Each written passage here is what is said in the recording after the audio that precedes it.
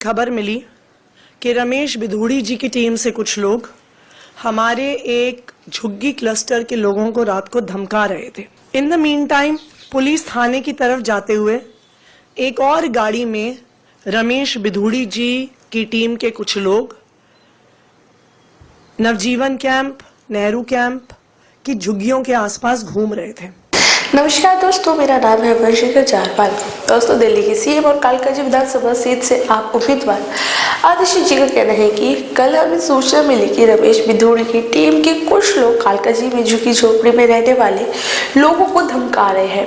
In the meantime police थाने की तरफ जाते हुए एक और गाड़ी में रमेश बिधूड़ी जी की टीम के कुछ लोग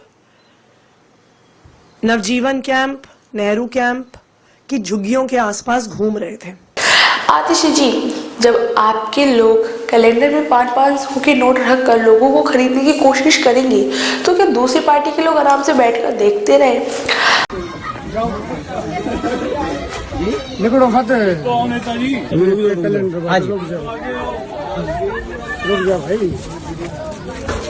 कुछ नहीं जाओ ना, बात भाई वीडियो बना लियो, कोई ना काटे कुत्ता जीतेगा भाई, जीतेगा।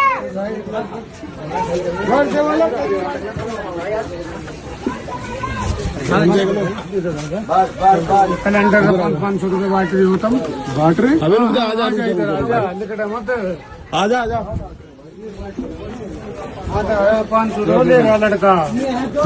ये देखो अपना कैलेंडर चांदने में आओ। ये देखिए, ये मेरे को कैलेंडर में फोल्ड करके 500 का नोट दिया है। आप देख चलो जी, आजा भाई। हाँ, ये भी है साथ। ये देखो भाई साहब, ये दिखा भाई साहब को, किसी ने दिया। ये देखो, ये जी, ये झूठा कर ये बनाओ वीडियो बनाओ। और कौन है इनके साथ? बुलाओ सब। भैया क्यों फंसते उल्टे काम? आप लोगों को खरीदो, दूसरी पार्टी के लोग आवाज तक न उठाए, ये तो गलत है ना। कमाल हो आंटी जी आप भी। और अब आतिशी जी परेशान है क्योंकि पुलिस उनके ऊपर कार्रवाई कर रही है। भाई, कार्रवाई क्यों ना करे पुलिस?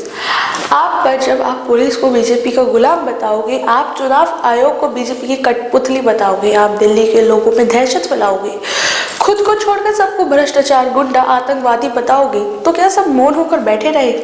आतिशी जी, जुबानी जंग करने में तो आपके सभी माहिर हैं, परंतु पुलिस प्रशासन को कार्रवाई करने के लिए सबूत चाहिए होता है, जो कि आपके पास होता ही नहीं है। आगे आतिशी ने कहा कि भाजपा के लोग गुंडागर्दी कर रहे हैं। राजीव कुमार जी, अपनी सोई हुई आत्मा को जगाओ। आज लोकतंत्र राजीव कुमार के हाथ में है। आतिशी जी, आपकी ये वकालत समझ आ रही है अब दिल्ली की जनता को। दरअसल में केजरीवाल एंड सन्स ने बीजेपी को हरियाणा सरकार पर इल्जाम लगाया था कि वह यमुना में जहर मिला रहे हैं। इस पर चुनाव आयोग ने एक जांच कमेटी बनाई जिसने दिल्ली के मुख्यमंत्री आतिशी से यमुना में जहर के सबूत मांगे जो इनके पास नहीं थे। फिर क्या था, अब इन्होंने चुनाव आयोग को ही अपना निशाना बना लिया, जिसके चलते अब ये चुनाव आयोग को बीजेपी का दलाल बता रहे हैं।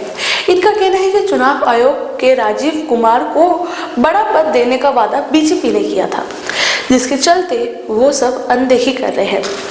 आंटी जी, अनदेखा तो आप और आपके नेताओं ने किए दिल्ली के लोगों की परेशानी।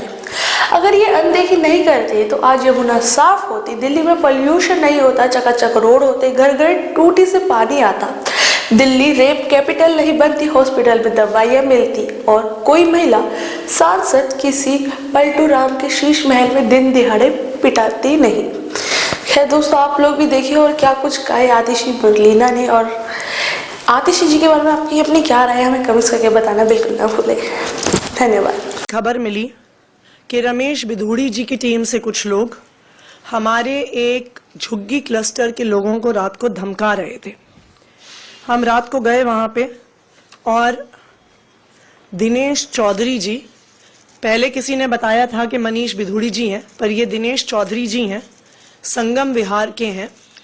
जीपीएस टैग्ड फोटो हमारे पास है जो क्लियरली कह रहा है कि 3 फरवरी रात को 11:30 बजे साइलेंस पीरियड में गिरिनगर बाल मुकुंद खंड में ये व्यक्ति मौजूद थे।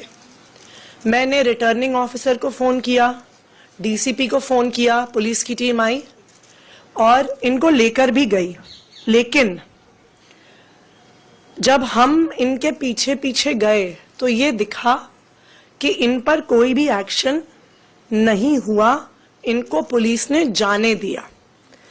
In the meantime police थाने की तरफ जाते हुए एक और गाड़ी में रमेश बिधूड़ी जी की टीम के कुछ लोग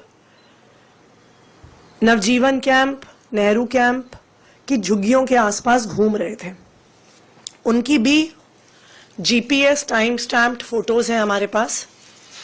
ये अनुज भाटी, जो मुझे बताया गया है कि शायद सगे भतीजे हैं, अनुज बिधूड़ी, जो मुझे बताया गया है कि सगे भतीजे हैं रमेश बिधूड़ी जी के, उनके भाई के सुपुत्र हैं और सेठी के नाम से इलाके में जाने जाते हैं। उसी गाड़ी में लालू बिधूड़ी, जो भी तुगलकाबाद गांव के निवासी हैं, इनकी भी जीपीएस टाइम स्टैम्प्ड फोटोज हैं। इस लोकेशन पर हमने इलेक्शन कमीशन को बुलाया, रिटर्निंग ऑफिसर को कंप्लेंट की, फ्लाइंग स्क्वाड को बुलाया, पुलिस को बुलाया। जब एसएचओ वहां पे पहुंचे और उन्होंने अनुज बिधूड़ी को वहां पर देखा तो खुले आम एसएचओ साहब ने इनको वहां से सबके सामने फरार करवा दिया। इनको फरार करवाने के लिए और उससे ध्यान हटाने के लिए पुलिस वालों ने 2 लोकल लड़के, एक जो वहां पे उस इलाके में अपने एक रिश्तेदार के पास सामान छोड़ने आया हुआ था, जो इस पूरे प्रक्रिया की वीडियो बना रहा था, और एक जो हमारे किसी एक कार्यकर्ता के को देखकर अपने घर से बाहर आया था। जो 2 लड़के एमसीसी वायलेशन का वीडियो बना रहे थे, जो ईसीआई में कंप्लेंट कर रहे थे, उन 2 लड़कों सागर मेहता और अशमीत सिंह को पुलिस ने बर्बरता से पीटना शुरू कर दिया। जो कंप्लेंट कर रहा है उसकी पिटाई पुलिस द्वारा हो रही है। ये पिटाई गोविंदपुरी एसएचओ धर्मवीर सिंह द्वारा की गई। उसके साथ 10 और पुलिस अफसर थे। हमारे पास वीडियो एविडेंस भी है, जो मैंने कल रात को ट्वीट किया, कि उनको थाने लेके जा रहे हैं और पुलिस वाले इन दोनों लड़कों को लात मार रहे हैं जब थाने लेकर जा रहे हैं। इन लड़कों को बिना किसी कंप्लेंट के, बिना किसी एफआईआर के, रात के 1 बजे से सुबह 6 बजे तक थाने में रखा गया।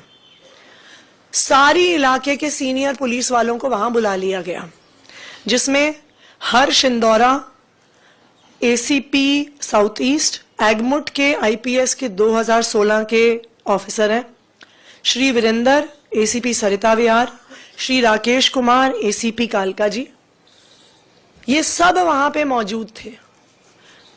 इन्होंने एमसीसी वायलेशन करने वालों पे कोई एक्शन नहीं लिया।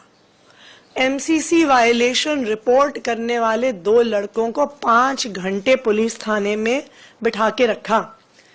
और जो एक हिंदी में मुहावरा है, उल्टा चोर कोतवाल को डांटे,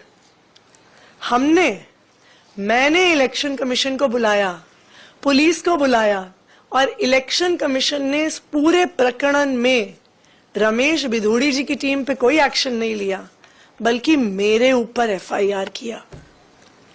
मैं आज इलेक्शन कमीशन से पूछना चाहती हूं, Bharat free and fair election के लिए जाना जाता है। आज देश की राजधानी में खुलेआम गुंडागर्दी चल रही है।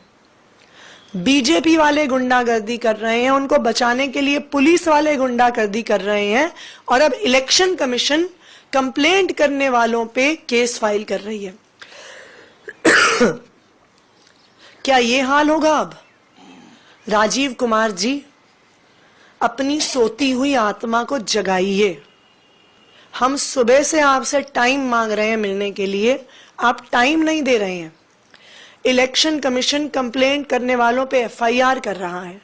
एमसीसी वायलेशन रिपोर्ट करने वालों को पुलिस खुलेआम बर्बरता से मार रही है। आज देश का लोकतंत्र राजीव कुमार जी के हाथ में है और इतिहास देख रहा है राजीव कुमार जी कि देश की राजधानी में लोकतंत्र बचेगा कि नहीं बचेगा। मैं बीजेपी वालों को भी बता दूं, दिल्ली की जनता सब देख रही है। उनको पता है कि एक तरफ गुंडागर्दी करने वाले और फ्री की योजनाओं को बंद करने वाले लोग हैं और दूसरी तरफ हर महीने 25,000 रुपए के फायदा पहुंचाने वाली पार्टी है। दिल्ली की जनता बहुत सोच समझ के अपना फैसला लेगी।